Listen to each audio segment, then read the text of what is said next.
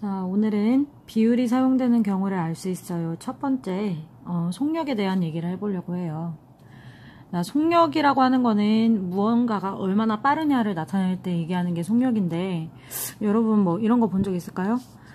40km/c 이런 거나 아니면 60km/h 어디에서 많이 봤는지 한번 기억을 해보면 좋을 것 같은데, 이럴 때 많이 사용을 해요. 예를 들면 너 시속 100으로 밟아야 되는데 120 밟은 거 아니야? 아니면 여기에서는 100 시속 100 이상 밟으시면 안 됩니다. 시속 100km 이상 밟으시면 안 됩니다. 아빠들 운전할 때 계기판 같은 거 보면은 이런 식의 숫자를 많이 봤을 거라고 생각을 해요. 우리가 속력이라고 얘기를 하는 거는 보통 어떤 것이 어떤 시간 안에 간 거리를, 평균 거리를 말할 때 속력이라고 말을 하는데, 오늘은 비율이 사용되는 경우 중에 가장 대표적인 게 속력이에요. 그래서 속력이 어떻게 구하고 어떻게 계산을 하는 것인지에 대해서 공부를 하려고 합니다. 자, 우리가 오늘 알아보고자 하는 것은 속력이에요. 속력. 그래서 속력이라고 하는 것은 단위 시간에 간 평균 거리를 얘기해요. 이건 무슨 말이냐면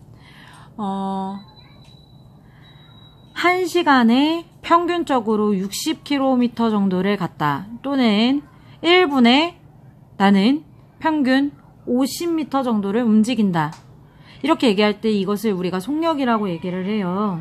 그래서 속력이라는 것은 예를 들면 내가 어디에서 어디까지 1시간이 걸렸는데 60km 정도를 갔어요. 그럼 그거는 1시간에 60km 정도를 이동할 수 있다, 이런 뜻입니다. 그런 것들 우리가 속력이라고 표현을 하고요. 그런데 이게 비랑 무슨 상관이냐라고 하면, 속력을 나타내는 방법에 대해서 고민을 해볼 필요가 있는데, 속력이라고 하는 거는 시간에, 어떤 시간 안에 간 평균적인 거리를 얘기하기 때문에 시간이 단위가 돼요. 시간이 기준이 돼요. 그 다음에 이 시간 안에 간 거리를 우리가 구하는 거기 때문에 거리는 비교하는 양이 됩니다. 그럼 속력이라는 것은 이것을 하나로 나타낸 값이에요. 그러면 우리가 잘 알고 있는 비율이라고 할 수가 있겠네요. 자, 그러면은 이거를 비로 나타내면요, 거리 대 시간이 됩니다.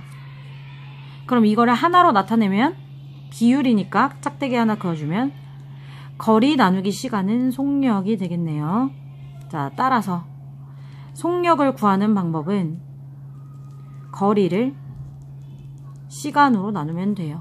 그 이유는 어떤 시간 안에 간 거리를 물어보는 거기 때문에 시간이 기준량이 된다는 거죠.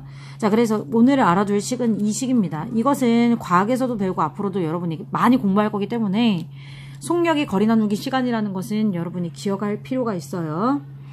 자, 그래서 꼭 시간에 시만 있는 것은 아니에요. 초도 있고 분도 있고 시도 있는데, 1시간 안에 움직인 거리를 우리는 시속이라고 하고요. 1분 안에 움직인 거리를 말할 때 우리는 분속이라고 얘기를 하고요. 1초 안에 움직인 속력을 말할 때 우리는 초속이라고 말을 해요. 그래서 여기처럼 hour가 시잖아요. 또는 이렇게 초등학교에서는 이렇게 나타내는데, 40km/c라고 나와 있는 거는, 이 per라고 하는 거는 우리가 분수로 나타낼 때 이거를 말하는 거거든. 자, 그래서 아까 선생님이 얘기했듯이 속력이라고 하는 건 시간분의 거리라고 했잖아요. 그래서 무조건 거리가 먼저 나와줘야 돼요. 이 per라는 거는 이 말이나 똑같은 겁니다. 그래서 우리가 어떤 속력을 나타낼 때는 일단 거리 먼저 나타내고 그 뒤에 여기에 시인지 분인지 초인지를 표시를 해줘요.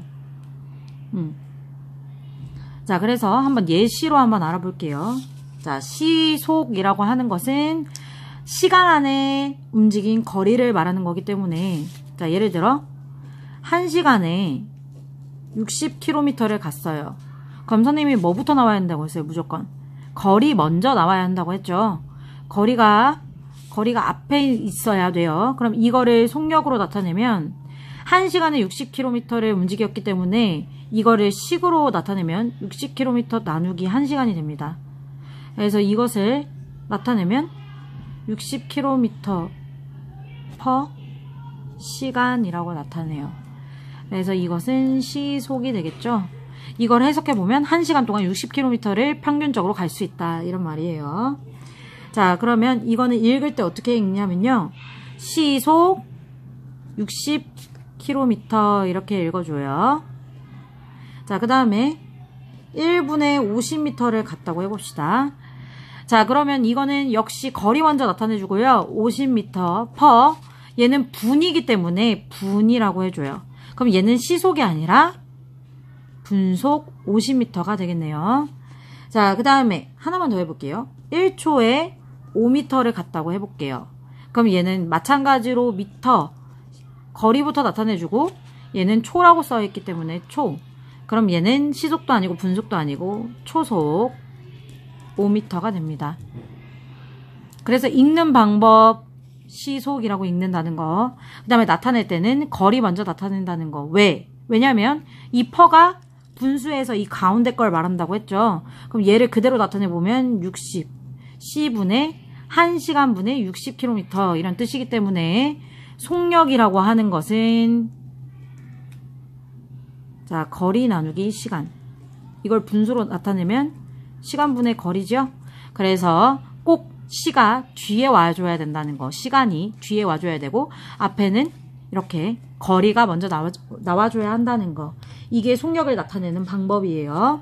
자, 그럼 이제 문제로 한번 넘어가 보겠습니다. 자, 이제 속력과 관련한 문제.